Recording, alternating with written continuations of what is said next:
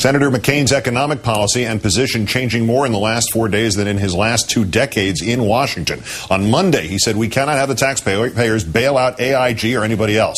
Then on Wednesday, his chance changed to, "The government was forced to commit $85 billion to stop the collapse of AIG." And finally, today he decided that when AIG was bailed out, I didn't like it, but I understood it needed to be done.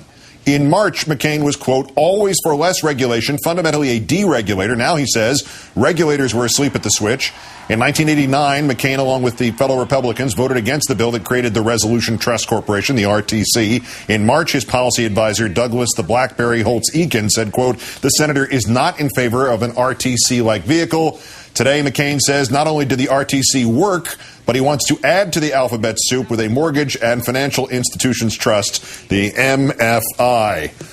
I'm joined now by Democratic strategist Chris Kofinas, former communications director on the Edwards campaign. Thanks again for your time tonight, Chris.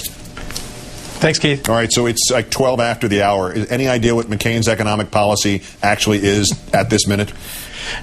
I actually kind of do. I think it's pretty simple. It's basically more tax cuts for the rich and for corporations, increasing the deficit by trillions of dollars, and more deregulation.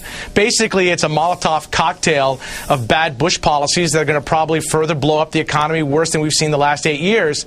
And it kind of begs, I think, what is going to be the central question maybe in a lot of voters' minds, especially in light of what happened on Monday, and that is, are you better off than you were 4 or 8 years ago? And I think the answer to that question pretty resoundingly is no, we're not better off. And so then I think voters have to ask themselves a very serious question. Why would anyone think they're going to be better off 4 years from now if you're going to put somebody in office like a John McCain who's going to follow the same type of policies like George Bush? It doesn't make any logical sense. The McCain spokesman Tucker Bounds, who's had a bad week, told Fox News today that Senator McCain had laid out this plan to fix the economy on Monday, apparently predicated on this new regulatory agency that starts with the unfortunate sequence of letters MF. Was this week the McCain campaign Waterloo? Did we just see the entire campaign come apart the way, Lehman Brothers did?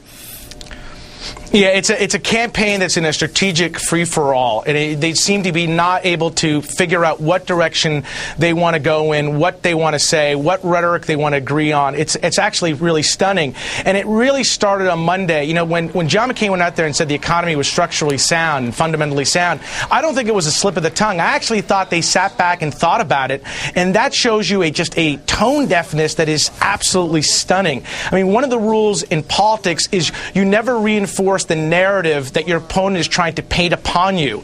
And when, Barack Obama and the Democrats are trying to say you're out of touch, because clearly you are, the last thing you want to do is go prove that you're out of touch, which is what he did on Monday. So they're in a really bad spot right now, and I think the spiral is going to continue for a while.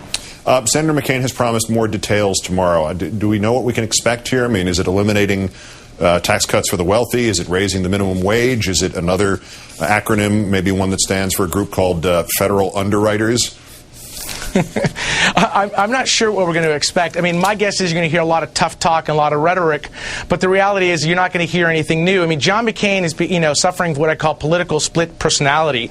I mean, he was Mr. Deregulator. Now he seems to have become Mr. Populist. I mean, he's changed his tune faster than an investment bank collapse, and it just proves to you that he doesn't have any core convictions. I mean, you'd have more respect for him if he actually believed what he used to believe, but he doesn't. He seems to be reacting every given moment, changing his tune, against the AIG bailout, for the AIG bailout. He just doesn't seem to understand that what the American people want is clarity and determination in terms of what you believe, not just say anything for the sake of winning a vote. Lastly, Chris, let me go back to that breaking news. First, it was Governor Palin who would not talk to the investigator in the Troopergate case. Now it's her husband who's going to defy the subpoena, according to his statement tonight. The law on this, I'm not clear on. The merits of this for their own protection, I'm not clear on. Their yes or no status on this, I'm not clear on. But it makes no sense to me politically. Why on earth would they drag this out and make it look as bad as they have made it look in just the last 2 days? It's absolutely stunning. I mean, to basically have blown up something that no one really even knew about and to make it an issue in this campaign because it goes to the heart of what her candidacy supposedly is about, and that she is this maverick reformer that's going to tell you the truth and talk straight. Well, here you have a clear indication, a clear measure that she's not talking straight. She's doing the exact opposite. She's playing political games. It's unbelievable, disastrous move for the McCain campaign for Sarah Palin. Chris Kofinas, Democratic strategist. As always, Chris, thanks for your time. Have a good night. Thanks, Keith. You too.